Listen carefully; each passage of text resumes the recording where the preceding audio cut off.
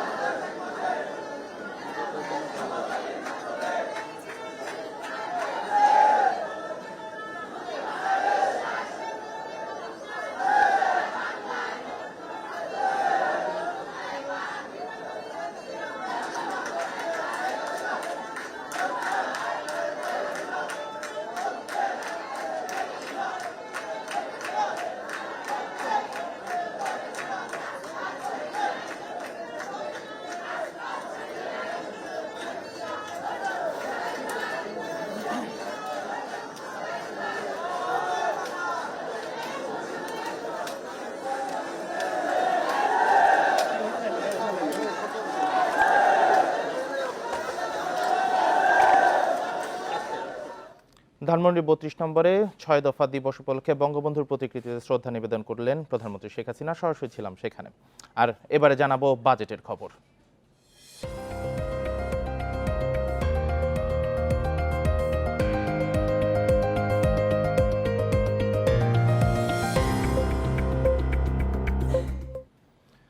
এবারের বাজেটে কিছু ক্ষেত্রে কর বাড়ছে।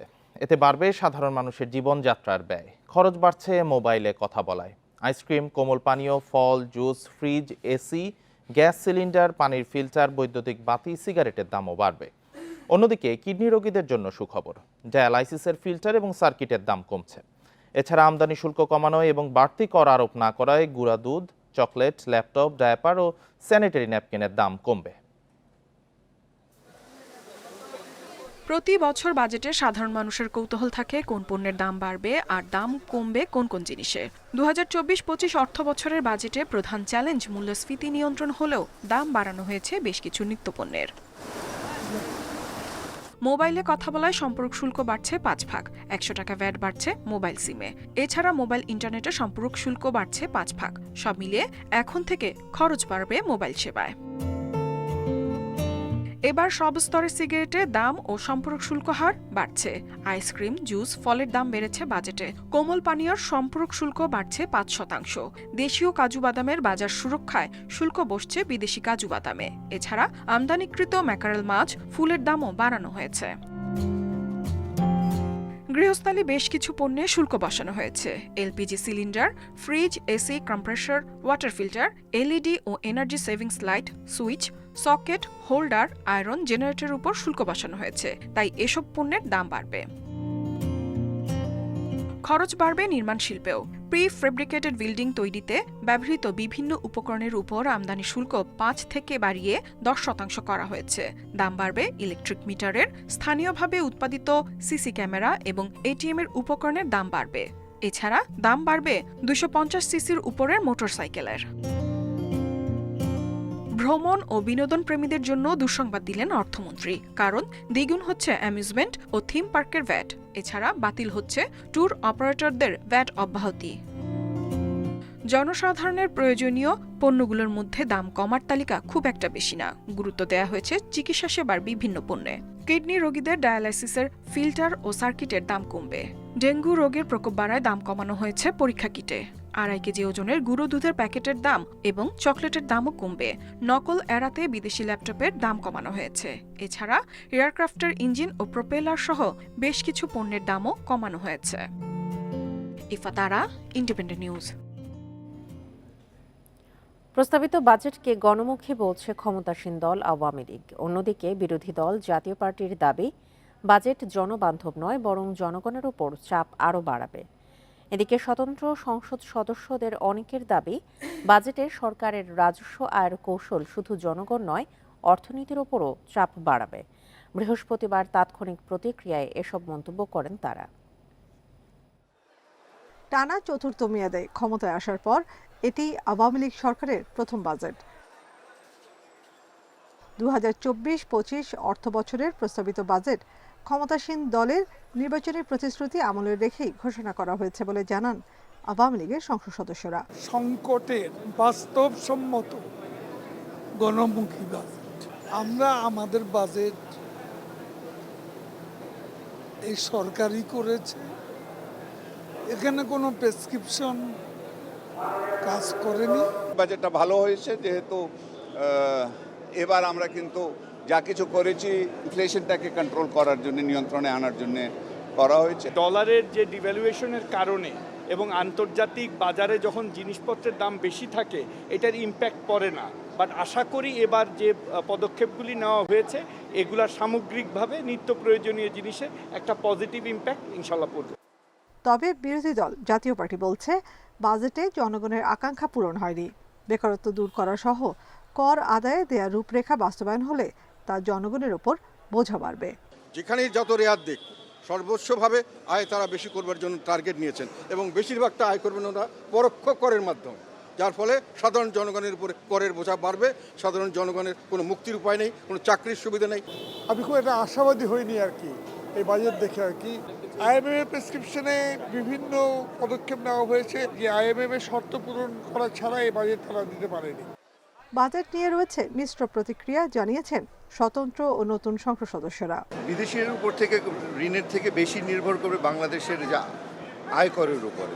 কারণ আমার মনে হয় যে মাননীয় প্রধানমন্ত্রী যেটা বারবার বলেন যে প্রত্যেককে কর দিতে হবে, এই আয়করের অভ্যাসটা করতে হবে। এই বাজেটের যে অঙ্ক এগুলো তো আলটিমেটলি ঠিক থাকে না। পরিবর্তিত পরিস্থিতিতে আর্থিক ফিসক্যাল পলিসির উপর নির্ভর করে এগুলো অনেক সময় পরিবর্তন হয়। ভ্যাট বাড়ানোটা কোনো মতে উচিত হয় নাই। তাতে আমি মনে করি আভ্যন্তরীণ বাজারে পণ্যের দাম বেড়ে যাবে এবং আমদানি নির্ভরশীল হবে। দেশের শিল্প মারাত্মক হুমকির সম্মুখীন হবে। স্বতন্ত্র সংসদ সদস্যদের অনেকে বলছেন ব্যয় মেটাতে সরকার রাজস্ব আয়ের যে কৌশল নিয়েছে তা শুধু জনগণ নয়, অর্থনীতির ওপরও বিরূপ প্রভাব ফেলবে। নাফিজাতুল্লাহ, ইন্ডিপেন্ডেন্ট নিউজ, ঢাকা। প্রস্তাবিত বাজেট শুধু গণবিরোধী নয়, দেশবিরোধীও বলে মন্তব্য করেছেন বিএনপি মহাসচিব মির্জা ফখরুল ইসলাম আলমগীর। এই বাজেটে ব্যাংক ও বিদেশিদের উপর ঋণ আরও বাড়বে বলেও দাবি করেন তিনি। বৃহস্পতিবার বিএনপি চেয়ারপারসনের গুলশান কার্যালয়ে বাজেট পরবর্তী তাৎক্ষণিক প্রতিক্রিয়ায় এসব কথা বলেন মির্জা ফখরুল। সবচেয়ে বড় আপনার সমস্যা যেটা সেটা হচ্ছে যে এখানে এমপ্লয়মেন্ট জেনারেট করা, ক্রিয়েট করার মধ্যে কিছু নাই, নতুন করে মানুষের কর্মসংস্থানের কোনো ব্যবস্থা নেই। পুরো বাজেটে যেমন মেগা প্রজেক্টের এবং মেগা চুরি, মেগা দুর্নীতির জন্য করা হয়েছে। সুতরাং এই বাজেটকে শুধুমাত্র তথাকথিত ভাষায় গণবিরোধী বলবো না, এটা আসলে বাংলাদেশ বিরোধী বাজেট হয়েছে। প্রস্তাবিত বাজেট নিয়ে মিশ্র প্রতিক্রিয়া জানিয়েছেন অর্থনীতিবিদ ও ব্যবসায়ীরা। ঘাটতি কমাতে যাচাই বাছাই করে প্রকল্প হাতে নেওয়ার তাগিদ দিয়ে তারা বলছেন ক্ষুদ্র ব্যবসায়ীদের বিশেষ সুবিধা দেওয়ার দাবি তাদের। স্মার্ট বাংলাদেশের অঙ্গীকার নিয়ে 53তম বাজেট পেশ করেছেন অর্থমন্ত্রী আবুল হাসান মাহমুদ আলী। বৃহস্পতিবার সংসদে উত্থাপন করা 7,97,000 কোটি টাকার বাজেট নিয়ে মিশ্র প্রতিক্রিয়া জানান দেশের অর্থনীতিবিদ ও ব্যবসায়ীরা। এদেশের মানুষকে উন্নয়নের শীর্ষবিন্দুতে নতুন বাজেটে ব্যয়ের দিক থেকে সরকারকে আরও সাশ্রয়ী হওয়ার তাগিদ দিলেন বাংলাদেশ ব্যাংকের সাবেক গভর্নর সালেহ উদ্দিন আহমেদ। ঘাটতি কমাতে যাচাই বাছাই করে বার্ষিক উন্নয়ন কর্মসূচির প্রকল্পে হাত দেওয়ার পরামর্শ তার। ব্যয়ের দিকটা সরকারকে সাশ্রয়ী হতে হবে। এই যে 1298টা প্রজেক্ট এডিপি দিয়েছে এগুলো কিন্তু অর্থহীন, বেশিরভাগ প্রজেক্ট, এগুলো কমিয়ে নিতে হবে। কমালে কিন্তু ডেফিসিটটা কমে যাবে। সিপিডির সম্মানীয় ফেলো ডক্টর দেবপ্রিয় ভট্টাচার্য জানান মূল্যস্ফীতি নিয়ন্ত্রণের রূপরেখা নেই প্রস্তাবিত বাজেটে। মাথাপিছু কিন্তু ভাতা আমরা বাড়াতে পারিনি। আর যে সুরক্ষার কথা বলা হয়, আপনারা তো জানেন যে ওখানে শুভঙ্করের ফাঁকি আছে, ওখানে পেনশন ফান্ডকেও আমরা অনেক সময় সুরক্ষা হিসেবে দেখাই। সেহেতু আমি খুব আশ্বস্ত হতে পারছি না যে একটা সুনির্দিষ্ট সুগ্রথিত মূল্যস্ফীতি নিয়ন্ত্রণের একটি পদক্ষেপ আমরা এসেছি। বাজেটের ঘাটতি মেটাতে বিদেশি উৎসে নির্ভরের পরামর্শ ব্যবসায়ীদের শীর্ষ সংগঠন এফবিসিসিআই এর। তারা বলছেন দেশীয় উৎস থেকে ঋণ নিলে ব্যবসা বিনিয়োগ সংকটে পড়তে পারে। 1,37,000 কোটি টাকা ব্যাংক থেকে নেওয়ার জন্য প্রস্তাব করেছে।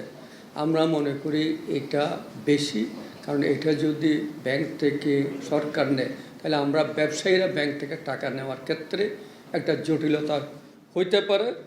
আর ছোট ব্যবসায়ীদের টিকিয়ে রাখতে আলাদা নীতি গ্রহণের পরামর্শ ডিসিসিআইয়ের। ছোট ব্যবসায়ীগুলোর পক্ষে আসলে মানে কমপ্লায়েন্স মেনটেন করাটা খুব ডিফিকাল্ট। যেটা আমরা বলার চেষ্টা করছি বারবার যে এসএমইদের জন্য একটা সেপারেট কোনো একটা মেকানিজম রাখা উচিত যাতে করটা অনেক সহজে দেওয়া যায়। বাজেট উত্থাপন করে অর্থমন্ত্রী জানান, ঘাটতি 2,56,000 কোটি টাকা পূরণে বৈদেশিক ও অভ্যন্তরীণ উৎস থেকে ঋণ নেবে সরকার। Amirul Islam, independent news, Dhaka. আগামী অর্থবছরে 56টি সরকারি বিশ্ববিদ্যালয়ে গবেষণায় 200 কোটি টাকার মতো বরাদ্দ দেওয়া হচ্ছে। এই বরাদ্দকে একেবারেই কম বলছেন গবেষকরা। এই টাকা দিয়ে ভালো কোনো গবেষণা করা সম্ভব নয়। ইউজিসি অবশ্য বলছে এই অর্থের পুরো ব্যবহার নিশ্চিত করা হবে। আগামী অর্থবছরে শিক্ষা খাতে 94,711 কোটি টাকা বরাদ্দ দেওয়া হচ্ছে, যা মূল বাজেটের 11.88%। আর জিডিপির 1.86% বরাদ্দ হচ্ছে এই খাতে। এবার 56টি সরকারি বিশ্ববিদ্যালয়ের জন্য প্রস্তাব করা হয়েছে রাজস্ব বাজেট 5,600 কোটি টাকা। উন্নয়ন বাজেট দেয়া হচ্ছে 5,000 কোটি টাকা। আর গবেষণায় বরাদ্দ দেয়া হয়েছে 200 কোটি টাকা। অচিরেই আরও কয়েকটা দেশের সাথে আমরা যোগাযোগ করছি এবং সরকারি খাতেও বাজেট থেকে একটা বড় বরাদ্দ ভবিষ্যতে এই মোকাবেলার জন্য, যে যখন 25 সাল থেকে স্কলারশিপ থাকবে না, একটা বড় অ্যামাউন্টেরই বড় বরাদ্দ আমরা এই বাজেটে পাবো বিধায় আমরা বিশ্বাস করি। গবেষকরা বলছেন, গবেষণায় পিছিয়ে থাকায় বিশ্ব র্যাঙ্কিংয়ে দেশের বিশ্ববিদ্যালয়গুলো সুবিধাজনক অবস্থানে যেতে পারছে না।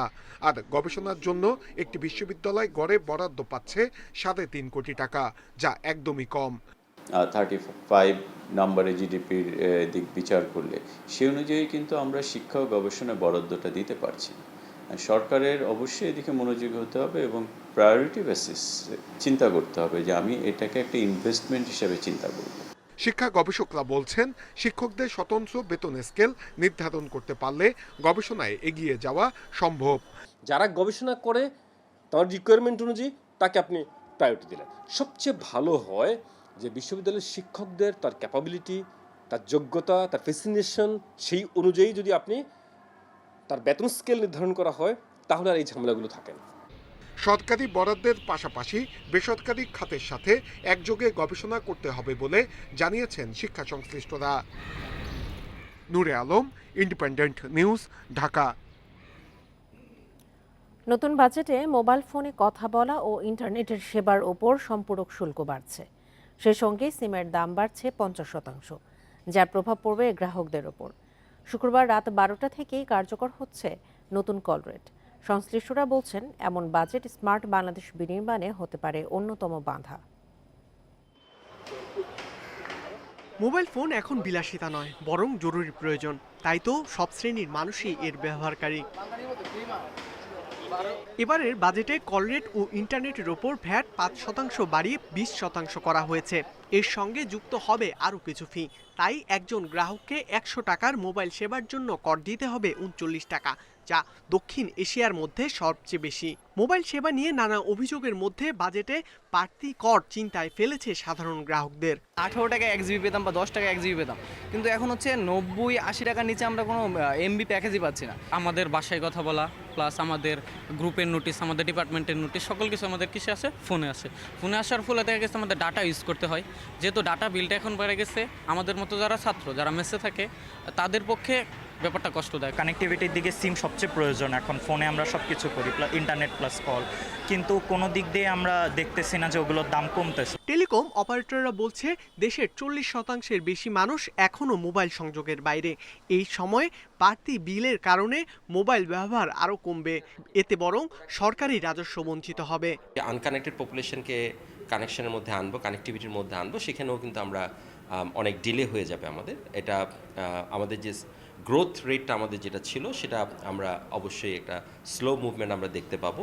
বাজেটটা কিন্তু সম্পূর্ণভাবে স্মার্ট বাংলাদেশের একটা আমরা বৈপরীত্যের একটা চিত্র দেখতে পাই। অতিরিক্ত শুল্কের কারণে প্রযুক্তি খাতের গতিও বাধাগ্রস্ত হবে বলছেন বিশ্লেষকরা। হুট করে যদি এই জিনিসগুলোর দাম বাড়িয়ে দিই, দেখা যাবে যে আমি যে পরিমাণ কর বা ট্যাক্স এখান থেকে নিলাম, ভ্যাট নিলাম, সেটার নিয়ে দেখলাম যে আমার বিজনেস, টোটাল দেশের অর্থনীতি যদি স্থবির হয়ে যায় বা সেখানে যদি ফুল অর্থনীতি যদি একটা পার্সেন্টেজ কমে যায় তাহলে দেখা যাবে আমার লাভের থেকে ক্ষতি বেশি হয়ে গেল। বাড়তি শুল্কের বিষয়টি পুনর্বিবেচনার আহ্বান জানিয়েছে মোবাইল ফোন অপারেটরদের সংগঠন এমটব। ইকরামুল কবির, ইন্ডিপেন্ডেন্ট নিউজ, ঢাকা। 2024-2025 অর্থ বছরের সামাজিক সুরক্ষার কর্মসূচির আওতায় সুখবর দিয়েছে নতুন বাজেট। এই খাতের জন্য প্রায় 10,000 কোটি টাকা বাড়ানোর প্রস্তাব করা হয়েছে। বৃহস্পতিবার অর্থমন্ত্রী আবুল হাসান মাহমুদ আলী জাতীয় সংসদে নতুন বাজেট তুলে ধরে জানান, ভাতার আওতায় আসবেন আরও 2 লাখ বয়স্ক নারী পুরুষ। এছাড়া বিধবা, দুস্থ এবং প্রতিবন্ধী উপকারভোগীর সংখ্যাও বাড়ানো হয়েছে। উচ্চ মূল্যস্ফীতিকে গুরুত্ব দিয়ে নিম্ন আয়ের মানুষকে স্বস্তি দিতে নতুন বাজেটে সামাজিক নিরাপত্তা কর্মসূচির আওতায় উপকারভোগীর সংখ্যা বাড়ানোর ঘোষণা দিয়েছেন অর্থমন্ত্রী আবুল হাসান মাহমুদ আলী। 2024-25 অর্থবছরে এই খাতে বরাদ্দ প্রায় 10,000 কোটি টাকা বাড়িয়ে মোট 1,36,026 কোটি টাকা প্রস্তাব করা হয়েছে, যা মোট বাজেটের 5.4%। যে কর্মপরিকল্পনা করেছিলেন, বয়স্ক ভাতার পরিমাণ না বাড়লেও উপকারভোগীর সংখ্যা 2 লাখ বাড়িয়ে মোট 60,01,000 করা হয়েছে। এ খাতে বরাদ্দ 8,351 কোটি টাকা। এছাড়া আরও 2 লাখ দুস্থ ও বিধবাকে ভাতার আওতায় আনা হচ্ছে। এতে এই সংখ্যা বেড়ে দাঁড়াচ্ছে 27,75,000। মূল্যস্ফীতির চাপ হতে নিম্ন আয়ের মানুষের সুরক্ষা প্রদান কার্যক্রমের পরিধি বাড়ানো হবে। মূল্যস্ফীতি নিয়ন্ত্রণের পাশাপাশি দারিদ্র্য বিমোচন, কর্মসৃজন, সামাজিক নিরাপত্তা কর্মসূচি, শিক্ষা, স্বাস্থ্য, কৃষি ও জলবায়ু পরিবর্তনের অভিঘাত মোকাবেলা সহ সরকারের অগ্রাধিকার খাতসমূহে প্রয়োজনীয় অর্থ বরাদ্দ নিশ্চিত করেন। মা ও শিশু সহায়তা কার্যক্রমের আওতাও বাড়ানো হয়েছে। উপকারভোগীর সংখ্যা 15,04,800 থেকে বাড়িয়ে করা হয়েছে 16,55,280 জন। ক্লিনিক থেকে গ্রামীণ জনগণকে ভাতা দেয়া হবে 29 লাখ প্রতিবন্ধীকে। এতে ভাতা পাওয়া প্রতিবন্ধীর সংখ্যা বেড়ে দাঁড়াবে 32,34,000। এছাড়া প্রতিবন্ধী শিক্ষার্থীদের জন্য উচ্চ মাধ্যমিক স্তরে উপবৃত্তির হার 950 টাকা থেকে বাড়িয়ে 1,050 টাকা করা হয়েছে। 351 সামাজিক নিরাপত্তার আওতায় সর্বমোট 115টি সামাজিক সুরক্ষা কার্যক্রমের 34টি ক্যাশ ভিত্তিক। এর মধ্যে 19টির অর্থ ইলেকট্রনিক উপায়ে সরাসরি ব্যাংক ও মোবাইল হিসাবে পাঠানো হচ্ছে। অর্থ বছরের বাজেট সংসদে উপস্থাপিত হলো। তৌহিদ রানা, ইন্ডিপেন্ডেন্ট নিউজ, ঢাকা। প্রধানমন্ত্রীর ভারত ও চীন সফরে গুরুত্ব পাবে তিস্তা মহাপরিকল্পনা। পানি সম্পদ প্রতিমন্ত্রী জানান, এ নিয়ে বাংলাদেশের অবস্থান স্পষ্ট। এই প্রকল্পে নিজস্ব অর্থ খরচ করা হবে না। ভারত বা চীন যারা জুৎসই প্রস্তাব দেবে তাদের কাছ থেকেই অর্থ সহায়তা নেবে ঢাকা। তবে বিশেষজ্ঞরা বলছেন, তিস্তা মহাপরিকল্পনা নিয়ে রাজনীতি শুরু করেছে দিল্লি ও বেইজিং। প্রধানমন্ত্রীর ভারত ও চীন সফরকে সামনে রেখে আবারও আলোচনায় তিস্তা মহাপরিকল্পনা। তিস্তার পানি বন্টন চুক্তি নিয়ে এখনো সমঝোতা হয়নি বাংলাদেশ ও ভারতের মধ্যে। এ পরিস্থিতিতে 2014 সালে চীনের কাছে নতুন প্রস্তাব তুলে ধরে ঢাকা। 2019 সালে ঢাকা বেইজিং যৌথ সমীক্ষাও শুরু হয়, কিন্তু এরপর আর আগায়নি আলোচনা। দ্বাদশ সংসদ নির্বাচনের পর তিস্তা প্রকল্প নিয়ে নতুন করে আগ্রহ দেখায় দিল্লি। তাই আশা করা হচ্ছে প্রধানমন্ত্রী শেখ হাসিনার দিল্লি ও বেইজিং সফরে বিষয়টি গতি পেতে পারে। তো আমি কেন পকেটের ক্যাশ টাকাটা আমার টাকাটা আমি এখানে খরচ করব? That's the means to do it from other sources. Why not to use that? যে আমাদেরকে ভালো অফার দেবে এবং যে আমাদের কম সময়ের ভিতরে একটা সীমিত সময়ের ভিতরে কাজটা আমাদের শেষ করতে পারবে, আমার দৃঢ় বিশ্বাস সরকার সেই সিদ্ধান্তটাই নেবে। এখানে অনেক কিছু বিবেচনার বিষয় আছে, যার জন্য আমরা ধীরে সুস্থে আমরা এটা নিয়ে আগাতে চাই। তবে পানি সম্পদ প্রতিমন্ত্রী জানান, আর্থিক সহায়তার প্রস্তাব দিলেও পানির ন্যায্য হিস্সায় ভারতকে ছাড় দেবে না ঢাকা। এছাড়া দিল্লির প্রস্তাবের যৌক্তিকতা নিয়েও প্রশ্ন তুলেছেন বিশ্লেষকেরা। তিস্তা নদীর পানি আমরা যেভাবে গ্যাঞ্জেস চুক্তি করেছি, আমরা একইভাবে একই হিস্সা আমরা চাই। প্রধানমন্ত্রী জননেত্রী শেখ হাসিনা যখন ভারতের প্রধানমন্ত্রীর সঙ্গে আলোচনা করবেন, উনি একটা সঠিক একটা সিদ্ধান্ত এবং একটা আমাদের যেটা দরকার প্রয়োজন সেটা মাননীয় প্রধানমন্ত্রী আনতে সক্ষম হবে। সমস্যাটা ভারত সৃষ্টি করেছে। এই চুক্তি সই করতো এবং সেই পানিটুকু আমাদেরকে দিতে, তাহলে আমাদের এই প্রকল্পের প্রয়োজন হতো না, এই $1 বিলিয়ন প্রকল্পের প্রয়োজন হতো না। তারা ভারতের সাথে যে লাইন অফ ক্রেডিটগুলি আছে সেগুলির বাস্তবায়নের অগ্রগতিতে খুব ভালো না।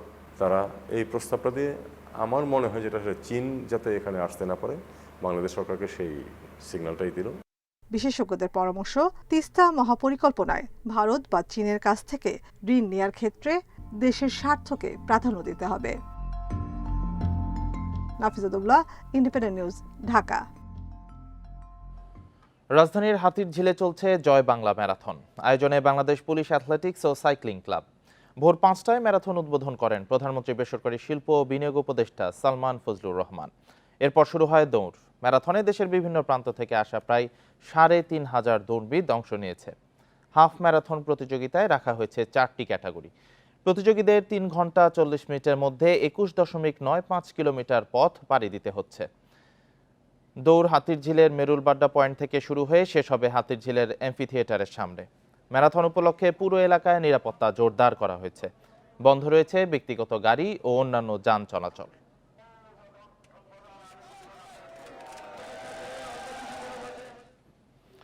জয় বাংলা ম্যারাথন নিয়ে আরো জানাতে রাজধানীর হাতিরঝিল থেকে যোগ দিয়েছেন সহকর্মী আনোয়ার সাদাত নূর। আনোয়ার সাদাত নূর, জয় বাংলা ম্যারাথন সম্পর্কে বিস্তারিত জানাবেন আমাদের।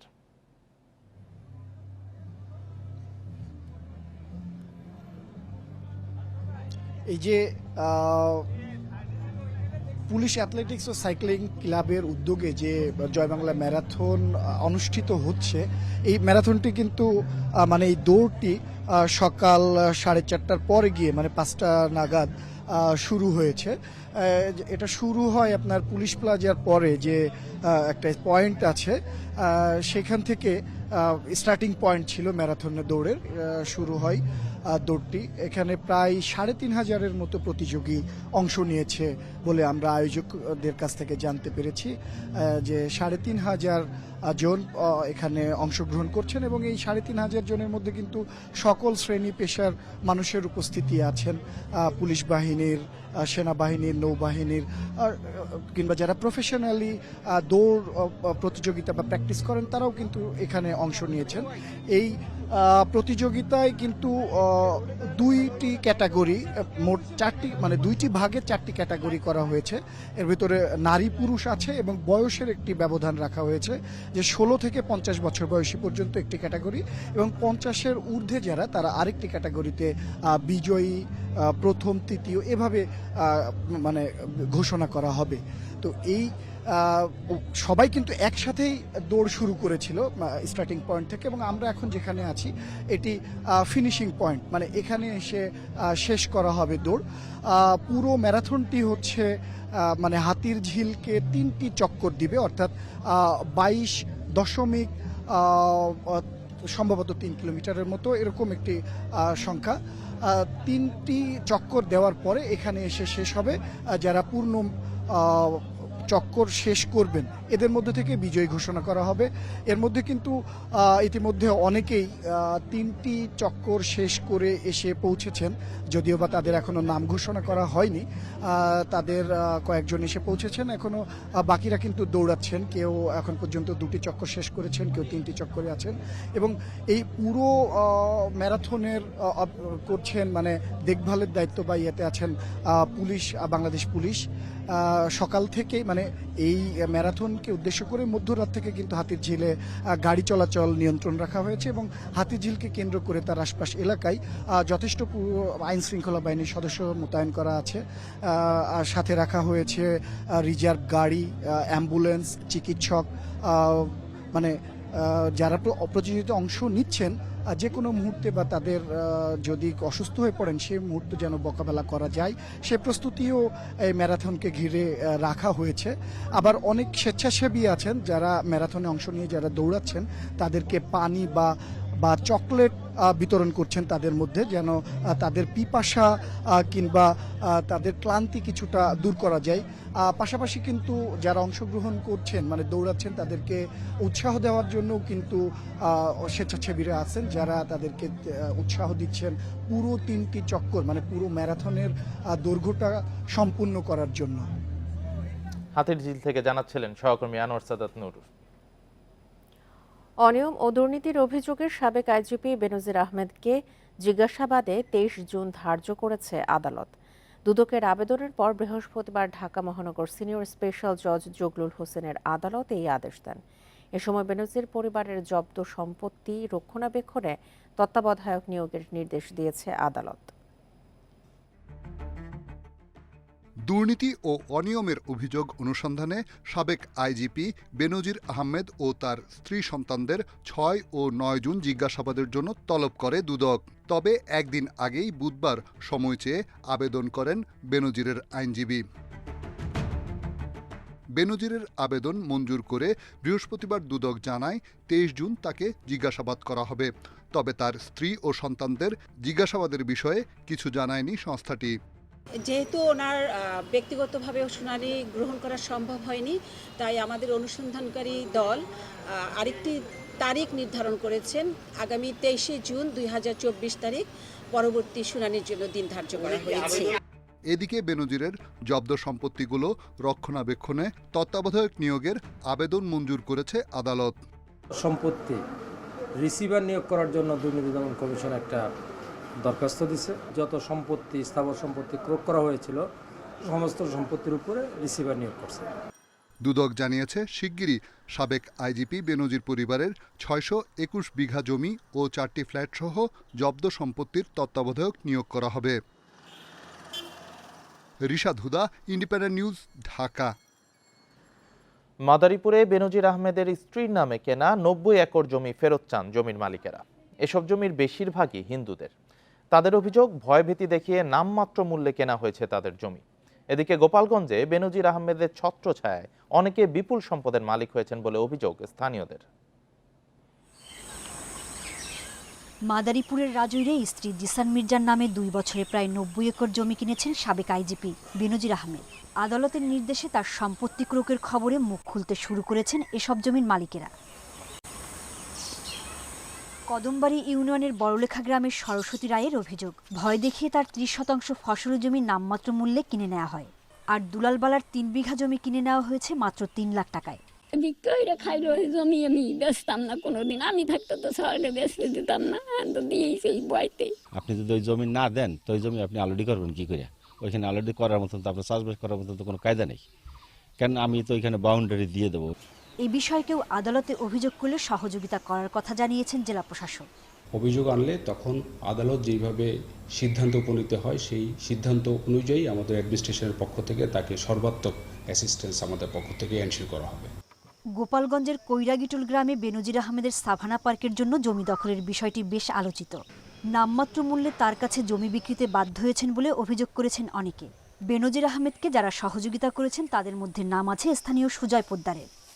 উত্তর কান্দায় ফিল্ডে গাড়ছে গাড়িয়া বলে যে এই জমি যদি না দাও তাহলে এই জমি আর পাবা না। যদিও অভিযোগ অস্বীকার করেছেন সুজয় পোদ্দার। কেবল বালু বিক্রির সুবাদে বেনজির আহমেদের সঙ্গে সুসম্পর্ক ছিল বলে দাবি তার। আমি এলাকার একটা সাধারণ লোক, আমি স্যার যখন ক্ষমতায় ছিল চাকরি করছে তখন কি আমি স্যারের কাউরে ক্ষমতা দেখাতে পারবো? এরকম কোনো অভিযোগ আমি কাউকে করিও নাই। এলাকার লোকজনের অভিযোগ, বেনজির আহমেদের ছত্রছায়ায় বিপুল সম্পদের মালিক হয়েছেন সুজয় পোদ্দার। সোহেলি জাহান, ইন্ডিপেন্ডেন্ট নিউজ। ডেভেলপার ছাড়া ব্যক্তি পর্যায়ে জমি ক্রয় বিক্রয়ের রেজিস্ট্রেশনে 2% ভ্যাট আদায় অবৈধ ঘোষণা করেছে হাইকোর্ট। বৃহস্পতিবার এ সংক্রান্ত একটি রুল যথাযথ ঘোষণা করে এ রায় দেন বিচারপতি জাফর আহমেদ ও বিচারপতি রাশেদ জাহাঙ্গীরের বেঞ্চ। এছাড়া রায়ে জাতীয় রাজস্ব বোর্ডের চেয়ারম্যান এবং নিবন্ধন মহাপরিদর্শককে সকল ভূমি অফিস সহ সংশ্লিষ্ট দপ্তরকে ব্যক্তি পর্যায়ে ভ্যাট আদায় বন্ধের বিজ্ঞপ্তি জারি করতে বলা হয়েছে। রিটকারীর আইনজীবী জানান, বিদ্যমান ভ্যাট আইনে জমি আদায়ের পর রেজিস্ট্রেশনের সময় ডেভেলপারের কাছে 2 ভাগ ভ্যাট আদায়ের কথা, কিন্তু কয়েক দশক ধরে ব্যক্তি পর্যায়ে ভ্যাট আদায় করা হচ্ছে, যা পুরো বেআইনি। একটি বেসরকারি ইন্স্যুরেন্স কোম্পানির গুলশানের একটি জমি রেজিস্ট্রেশন করতে গেলে 1,30,00,000 টাকা ভ্যাট আদায় করে ভূমি অফিস। এটি চ্যালেঞ্জ করে হাইকোর্টে রিট দায়ের করে তারা। বৃহস্পতিবার রায় দিয়ে 3 মাসের মধ্যে টাকা ফেরত দিতে এনবিআরকে নির্দেশ দিয়েছে আদালত। আইন অনুযায়ী শুধু ডেভেলপার কোম্পানি চাইলে এই মূসক আদায় করতে পারবে বা ডেভেলপার কোম্পানির উপরে এটি বাধ্যকর। এরা ছাড়া ব্যক্তি শ্রেণীর যদি কেউ জমি কেনে সেই ক্ষেত্রে 2% যে মূসক আদায় করা হয় সেটাকে অবৈধ ঘোষণা করেছে। দিনাজপুরের বেদানা লিচু ফ্রান্সের পর এবার রপ্তানি হচ্ছে ইংল্যান্ডে। এবছর 50,000 পিস বেদানা লিচু রপ্তানি করা হবে। এতে বাড়বে বৈদেশিক মুদ্রা আয়। উৎপাদন থেকে রপ্তানি পর্যন্ত বাগান পরিচর্যা ও তদারকিতে পরামর্শ দিয়ে আসছে কৃষি অফিস। উত্তম বালাইনাশকের মাধ্যমে পরিচর্যা করা হয় লিচু বাগান। স্বাদ, গন্ধ, মিষ্টতার কারণে বেদানা লিচুর বিশেষ সুখ্যাতি রয়েছে। এটি দিনাজপুরের ব্র্যান্ডিং পণ্য হিসেবে এতদিন দেশের মধ্যেই বেচাকেনা সীমাবদ্ধ ছিল। গত বছর প্রথমবার ফ্রান্সে পাঠানো হয় 300 কেজি বেদানা লিচু। এবছর 50,000 পিস বেদানা লিচু রপ্তানি হচ্ছে ইংল্যান্ডে। গতবারের মতো এবারও বিরলের লিচু চাষি আফজাল হোসেনের বাগানকে বেছে নেওয়া হয়েছে। এই বছর 50,000 লিচু রপ্তানি করার কথা ফাইনাল হয়েছে এবং তার মধ্যে 5,000 লিচু অলরেডি চলে গেছে। এই জন্য আমি খুব আনন্দিত এবং আমার লিচু যে বাইরে ইংল্যান্ডে যাচ্ছে, ফ্রান্সে যাচ্ছে, এটা খুবই আমি তাতে আনন্দিত। এই বাগানে আমরা দেখাশোনা করি, সার দিই, পানি দিই, আলাদাভাবে যত্ন করি। গত সোমবার রপ্তানির প্রথম চালান গেছে ইংল্যান্ডে। তবে বাগান পরিচর্যা ও তদারকিতে সবসময় পরামর্শ দেওয়ার কথা জানিয়েছে কৃষি অফিস। আমাদের কৃষক সেই অনুসারে মাটি ব্যবস্থাপনা, সার ব্যবস্থাপনা এবং গাছের পরিচর্যাগুলো করেছেন, যার ফলে কিন্তু 2023 সালের মতো 2024-এ আমাদের একটি বড় সাফল্য। আমরা এবার শুরুতেই বেদানা লিচু ইংল্যান্ডে পাঠালাম। এবছর বেদানা চায়না 3 বোম্বাই লিচু রপ্তানির লক্ষ্যে 60টি বাগান নির্ধারণ করা হয়েছে। Independent news. খামারে কোরবানির জন্য দেশি প্রজাতির গরু ও ছাগল প্রস্তুত করা হয়েছে। চলছে খামারিদের হিসাব নিকাশও। এরই মধ্যে খামারি ও গৃহস্থরা বাজারে ছাড়তে শুরু করেছে পশু। কোথাও কোথাও অনলাইনেও শুরু হয়েছে পশু বিক্রি। অবৈধ পথে দেশে পশু না আসলে ভালো দাম পাওয়ার আশা প্রাণী সম্পদ কর্মকর্তাদের। কোরবানির জন্য প্রস্তুত ঝিনাইদহের 1,12,000 গরু। গৃহস্থ বাড়িতে গরুর পাশাপাশি পালন হচ্ছে ছাগল, ভেড়াও। ইতিমধ্যে খামারি ও গৃহস্থরা গরু, ছাগল, ভেড়া বাজারে ছাড়তে শুরু করেছে। আমার এখানে 152টা গরু আছে, ছোট বড় মাঝারি সব জাতেরই। প্রত্যেক দিন 500 থেকে 600 টাকা গরু প্রতি খরচ হয়, মাসে 15 থেকে 16,000 টাকা খরচ। এবারও ঝিনাইদহে চাহিদার চেয়ে বেশি পশু রয়েছে। প্রাণী সম্পদ কর্মকর্তা জানান, 40 ভাগ গরু পাঠানো হবে বিভিন্ন জেলায়। দেশের বিভিন্ন এলাকায় আমাদের চাহিদার গরু রাখার পরেও আমরা দেশের বিভিন্ন এলাকায় এটা পরিবহন যোগে পাঠাতে সক্ষম হব। নেত্রকোনায় কোরবানির গরুর চাহিদা রয়েছে 1,10,000। জেলার ছোট বড় 6,500 খামারে গরু প্রস্তুত 1,32,000। এখনও বাজার জমে না উঠলেও অনলাইনে বিক্রি হচ্ছে পশু। মূলত এটা লাইভ আমরা অনলাইনে বিক্রি করতেছি এবং এটা লাইভ ওয়েটে বিক্রি হবে। দেখা গেল যে বিক্রির সময় আরও 10 কেজি বা 20 কেজি বেড়ে গেছে, সেক্ষেত্রে আরও কিছুটা বেড়ে যাবে আর কি। সেটা আমরা প্রাইস হচ্ছে 550 টাকা করে পার কেজি। এবছর সিরাজগঞ্জে 2,22,000 গরু, 3.5 লাখ ছাগল ও 60,000 ভেড়া সহ 6 লক্ষাধিক পশু কোরবানির জন্য প্রস্তুত করা হয়েছে। বাজার মূল্য প্রায় 250 কোটি টাকা। কারণ শাহিওয়াল গরুটা মানে সুদর্শন, দেখতে সুন্দর, মানুষের চাহিদাটা বেশি। আর এছাড়াও কিছু ব্রাহ্মা ক্রস গরু আছে। আমাদের বাংলাদেশের গরু বাংলাদেশে যদি কেনা বেচা হয়, ইনশাল্লাহ খামারিদের মোটামুটি ভালোই আর কি ব্যবসা উন্নত হবে। ভারত থেকে অবৈধভাবে গরু না আসলে ভালো দাম পাওয়ার আশা কর্মকর্তাদের। বিভিন্নভাবে আমাদের আইন শৃঙ্খলা বাহিনীর সাথে আমরা যোগাযোগ করেছি, যাতে ইন্ডিয়া এবং পার্শ্ববর্তী দেশ থেকে আমাদের কোনো গরু ছাগল যেন আমাদের দেশে প্রবেশ না করতে পারে। গোপালগঞ্জেও কোরবানির জন্য প্রস্তুত হচ্ছে 40,000 গরু। বাজার জমে উঠলে ভালো দাম পাওয়ার আশা খামারিদের। রেশমি নন্দী, ইন্ডিপেন্ডেন্ট নিউজ। খামারে কোরবানির জন্য দেশি প্রজাতির গরু ও ছাগল প্রস্তুত করা হয়েছে। চলছে খামারিদের হিসাব নিকাশ। এ বিষয়ে আরো জানাতে নেত্রকোনা থেকে যোগ দিয়েছেন সহকর্মী লাভলু পাল চৌধুরী। লাভলু, খামার থেকে তো ইতিমধ্যেই কোরবানির পশু বেচা বিক্রি শুরু হয়ে গেছে হয়তো, তো কোরবানির পশুর মান এবং সবকিছু মিলিয়ে কি বলছেন খামারিরা, বেচা বিক্রি, মান ইত্যাদি নিয়ে?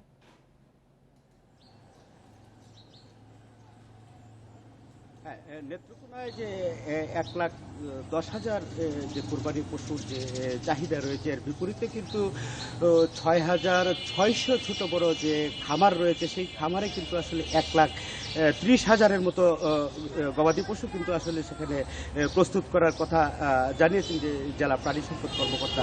আমরা যখন এই খামারগুলোতে যাই তখন সেখানে কিন্তু আমরা দেখতে পেয়েছি যে সেখানে যে গরুর যে তাদের যে প্রস্তুত করার যে তারা লালন পালন করার কথা বলছিলেন, এবং আমরা দেখেছি যে তারা দেশীয় যে খাবার, তাদের এখানকার ঘাস, খোল ভুসি এবং তারা কিন্তু আসলে সেই দেশীয় খাবারের উপর নির্ভর করে কিন্তু আসলে গরুগুলো কিন্তু দেখতেও বেশ সুন্দর।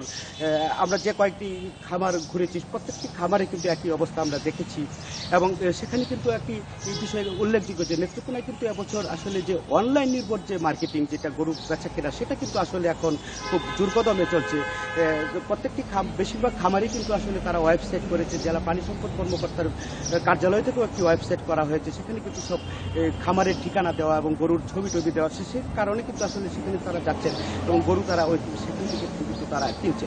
তো সেখানে কিন্তু যে ক্রেতাদের সাথেও আমরা কথা বলেছি, খামারিদের সাথেও কিন্তু কথা বলেছি, তারা কিন্তু জানাচ্ছিলেন যে সেখানে যে লাইভ ওয়েটে যে বিক্রি হচ্ছে 500 থেকে 550 টাকা কেজি, সেক্ষেত্রে কিন্তু আসলে খামারিরা বলছেন তারাও কিন্তু আসলে লাভবান হচ্ছেন এবং ক্রেতারাও কিন্তু আসলে দুশ্চিন্তামুক্ত, তারাও কিন্তু ঠকার কিন্তু শঙ্কা তাদেরও নেই, তারাও কিন্তু আসলে তাতে খুশি। এবং সবচেয়ে বড় বিষয় যেটি অন্যান্য বছর এখানকার খামারিরা যে শঙ্কায় তারা থাকে, যে ভুগে, যে ভারতীয় গরুর যে চাপ, সেটি কিন্তু এখন আর নেত্রকোনায় কিন্তু নাই।